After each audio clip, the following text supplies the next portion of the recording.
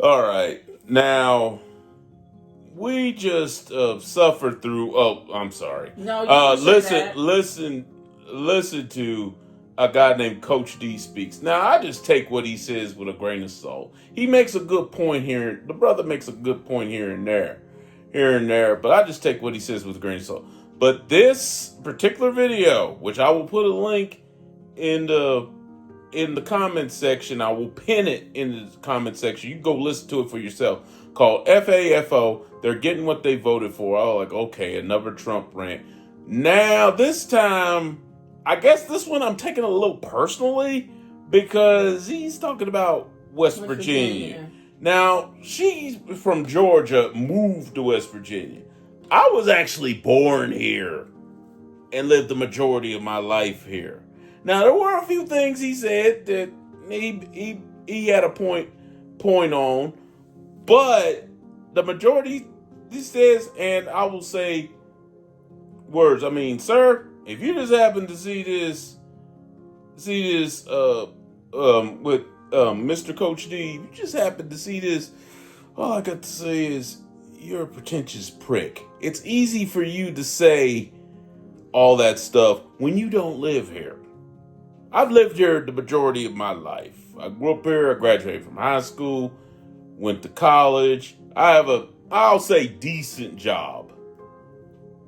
Job working at a TV station, and I have for 25 years. And some of the stuff you're saying on there, yeah, we are too reliant on coal. I'll be the first to admit that. And the electrical prices, I will be the first to say that. And that's probably one of the few parts of your video that I'll say amen, brother. Because amen. But who they voted for, or they're entirely a red state, all I got to say to that is some bullshit. Because I, for one, none of the times that President Trump ran, I, for one, have never voted for him. Never have. And I don't think she has either. No. Neither one of us have.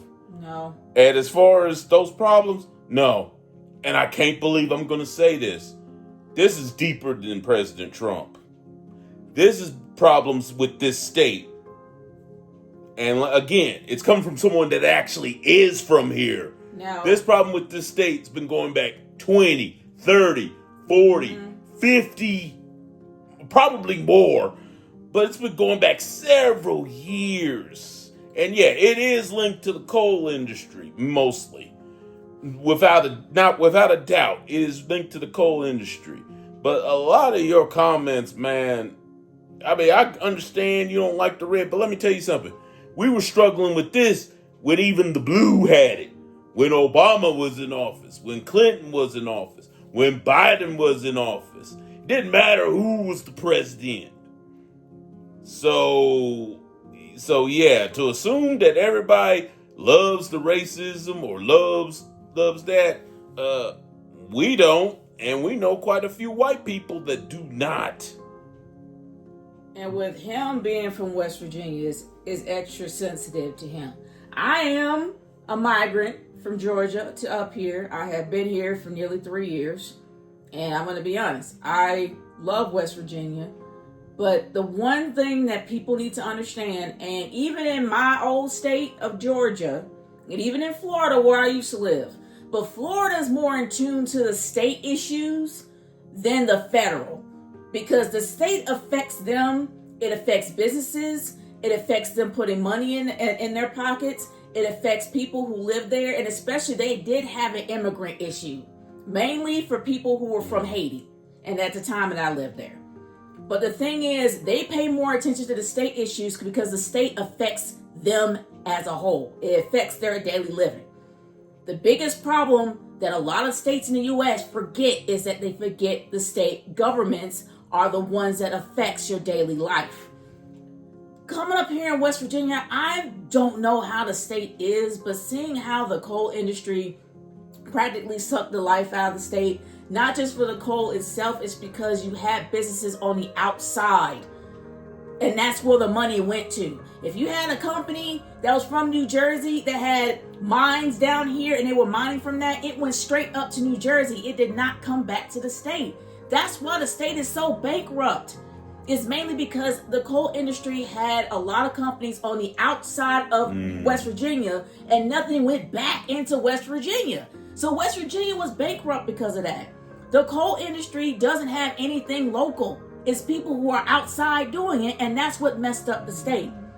It's not just the federal government. Yes, federal government does pass laws that will actually do affect some things, but they are not over the states. The states, they're not allowed to govern the states. That's why the states have their own governments. But nobody pays attention to that. People just vote blindly because they're used to voting Democrat. They're used to voting Republican. They're used to voting Independent. But they do not pay attention to the issues that these people actually are putting out, and they don't hold them accountable. They go by tradition. You can't do that anymore. The one thing I love about this state is because in Florida and in Georgia, if you voted Democrat for the first year, that's what you're going to vote for pretty much throughout for the rest of your life until you move. In Georgia, you could not vote outside of Democrat if you voted the first year you moved there. The same exact thing with Florida. It probably changed now, but when I lived there, that's not how it was. But up here, you can actually vote for anybody that you want to. Anybody that you feel fits what you're looking for. People need to focus on that. And you don't have to be old to pay attention. You need to be young, too.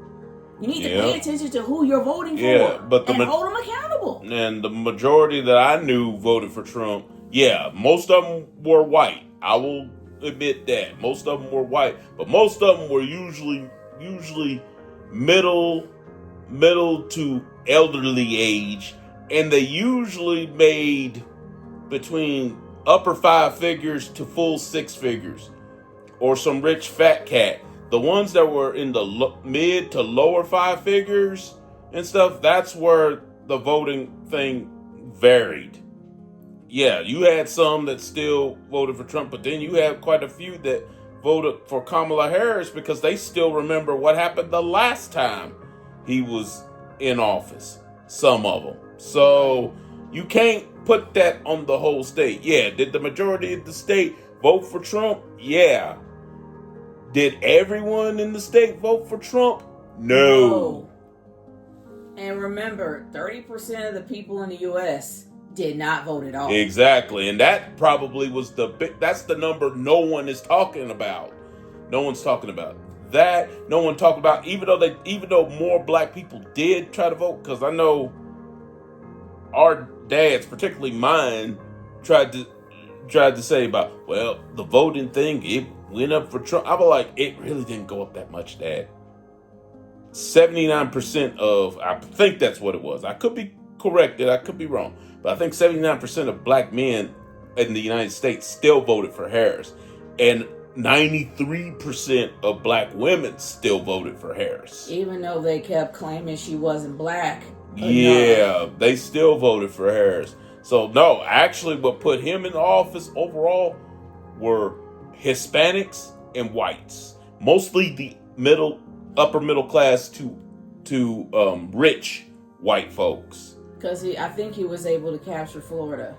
Yeah. And Florida is a red state. It's been a red state for a very long time. Yes. But the thing is, it's not so much about Trump. And I'm not going to lie. Coach D gets on my nerves. He comes off as a pretentious prick. Comes off as one.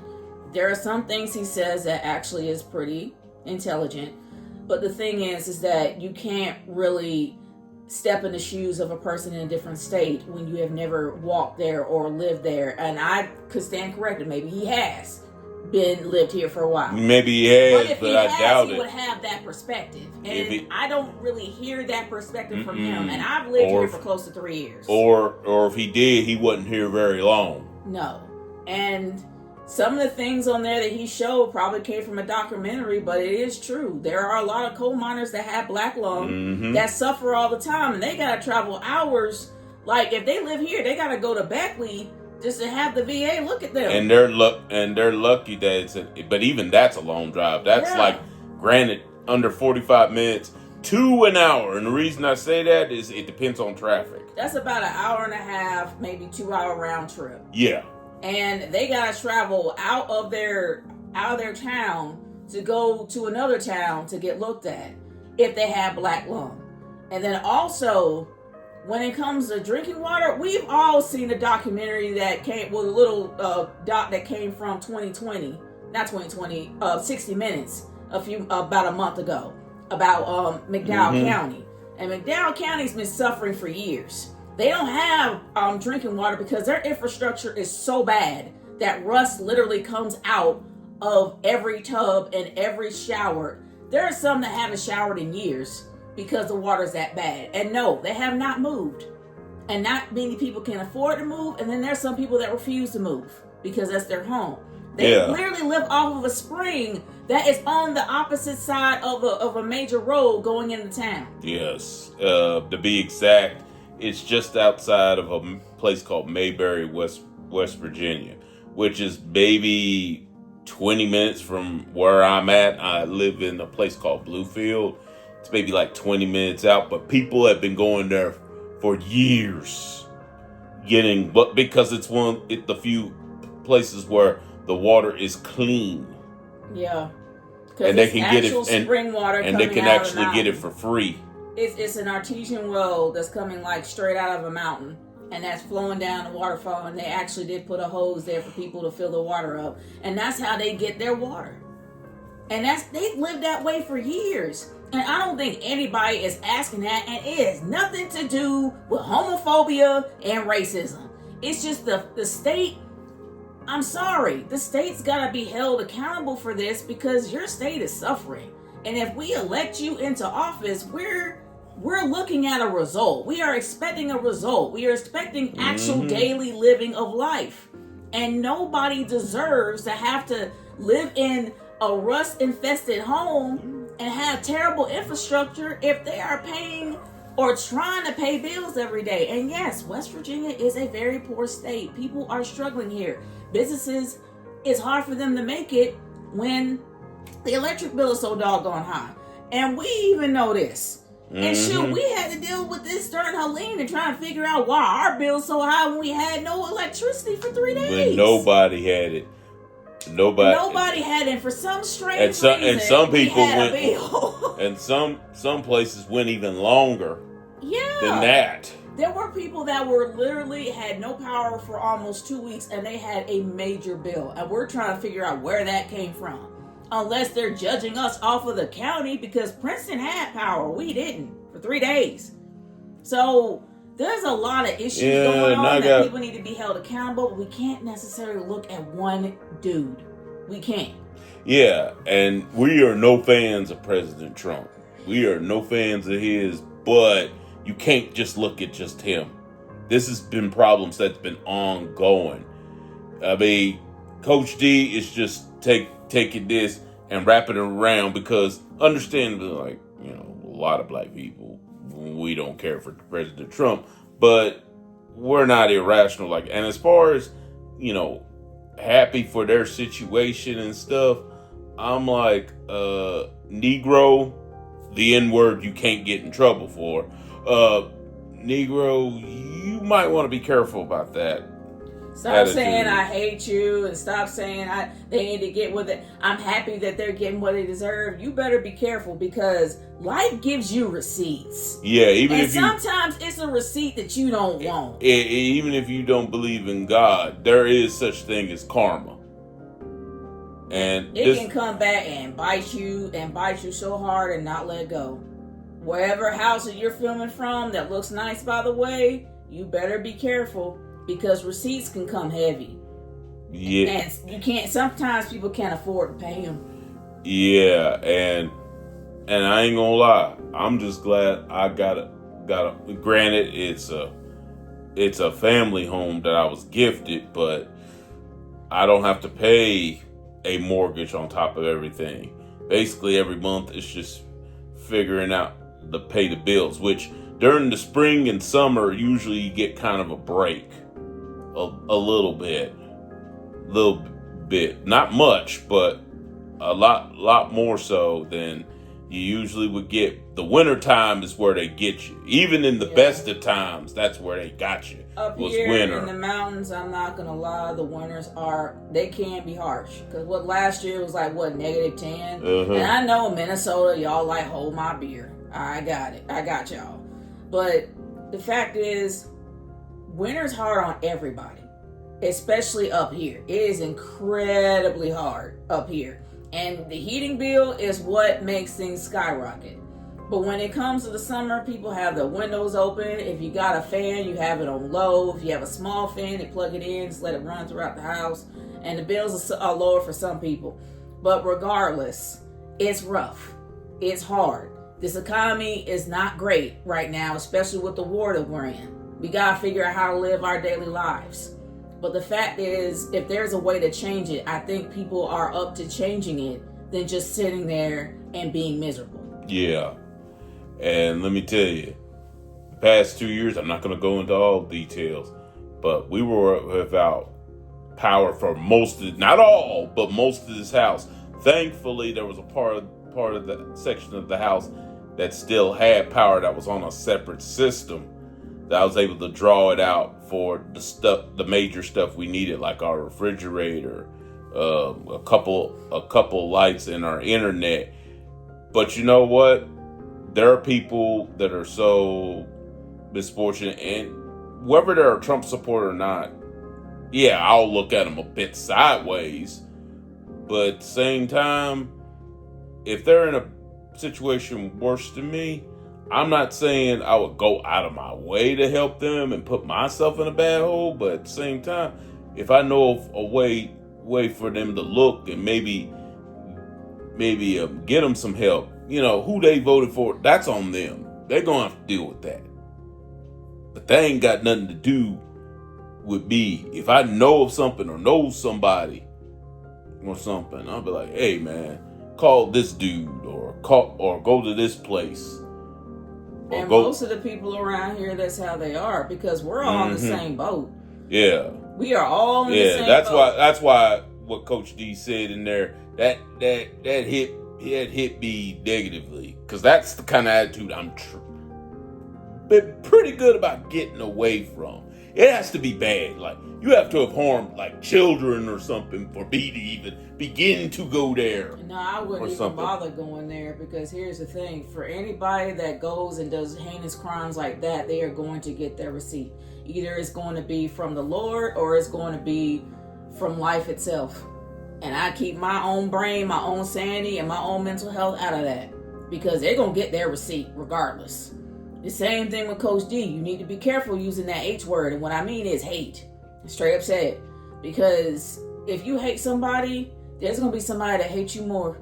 And trust me, you don't want to get that receipt. You don't. Nobody wants to get that receipt. And I know we are not in the best frame of mind and let's be honest, in the mountains, and I have read this, and it's even true, mental health is kind of bad. Yes. Mental health is bad up here. And especially not just people who are on drugs, but people who are just suffering from isolation. That's just kind of how it is up here sometimes. But you got to put your focus on something more important. Especially if you have a big family, and I've actually looked it up. I think the average size family that when I did look up at the time, this was maybe in 2023, was like 6. So if you got a big family, 6, 8, 12, you got other things to focus on. You're not going to look at Trump. You're not going to look at it being a red state. You're going to look at, how am I going to feed my family? Do I have to choose between getting gas and going to work or getting groceries for the next day? You're going to focus about how to live.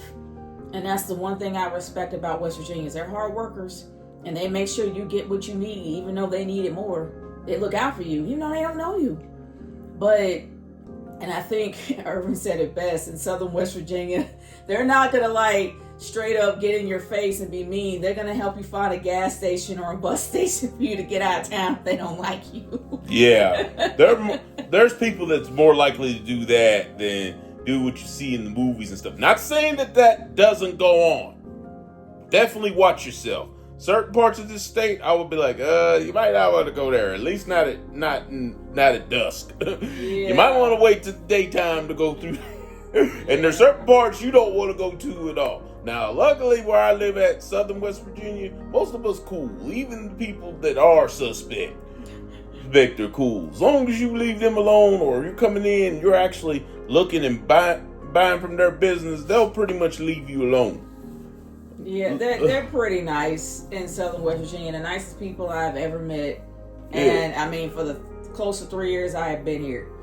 But yeah, and to black folks specifically, if you get stuck in West Virginia, you want to get stuck in like certain parts of McDowell. Definitely Mercer County. You want to get stuck in Riley County or something.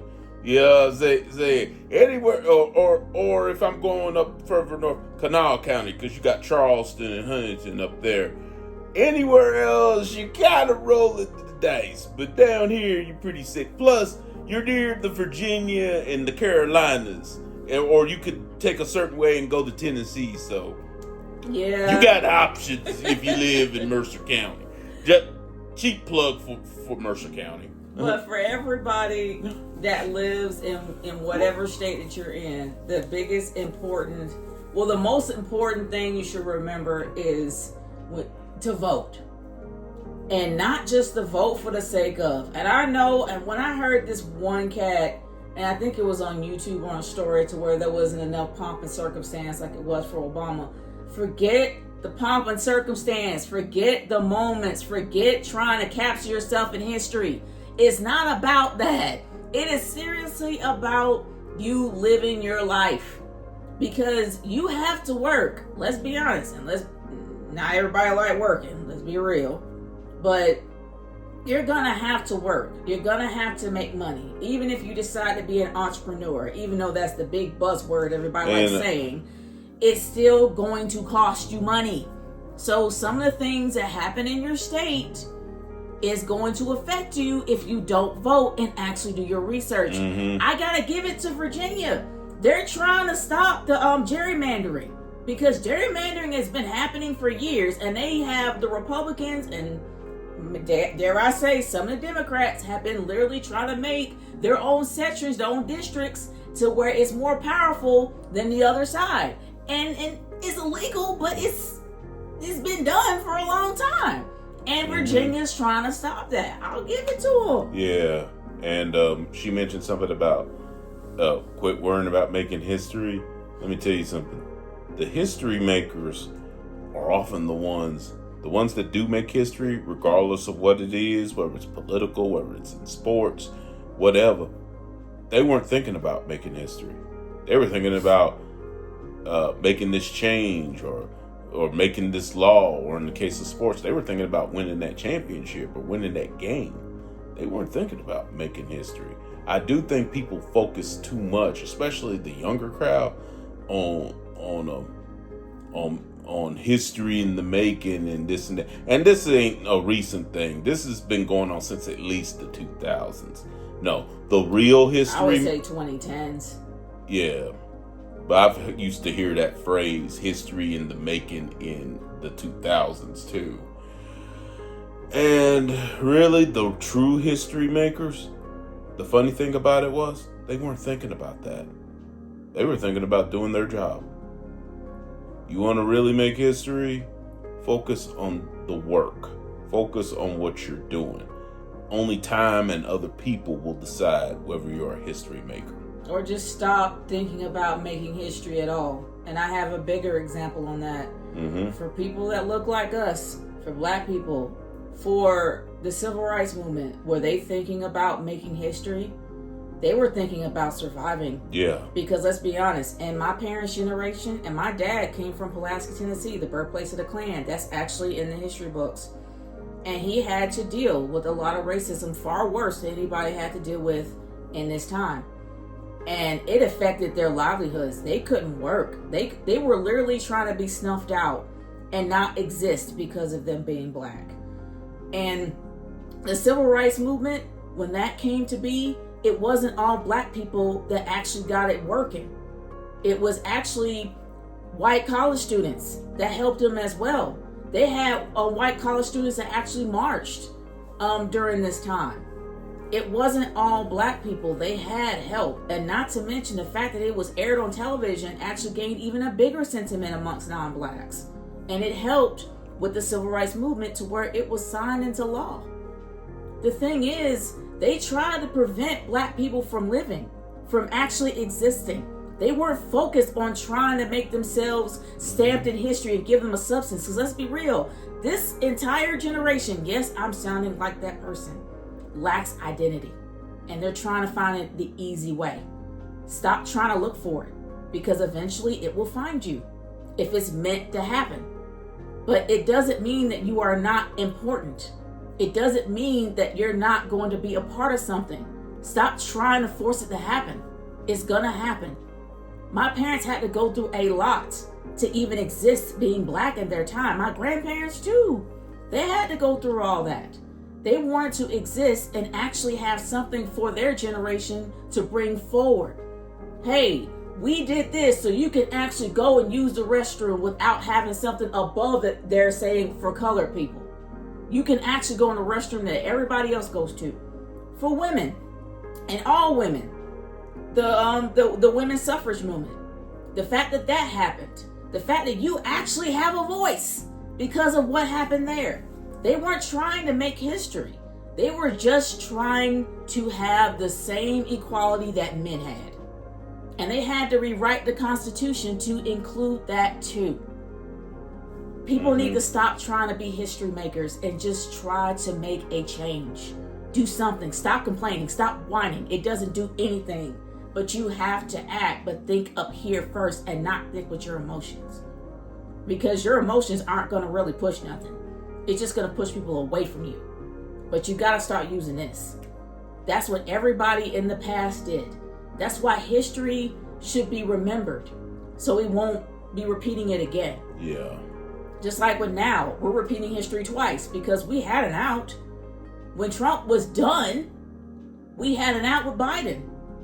And then when Biden didn't run again, we went back because nobody liked Kamala and black people kept complaining she wasn't black enough. And yes, there were a lot of suspect things that a lot of people did not trust her for. Mm-hmm. But we have an experience with Trump.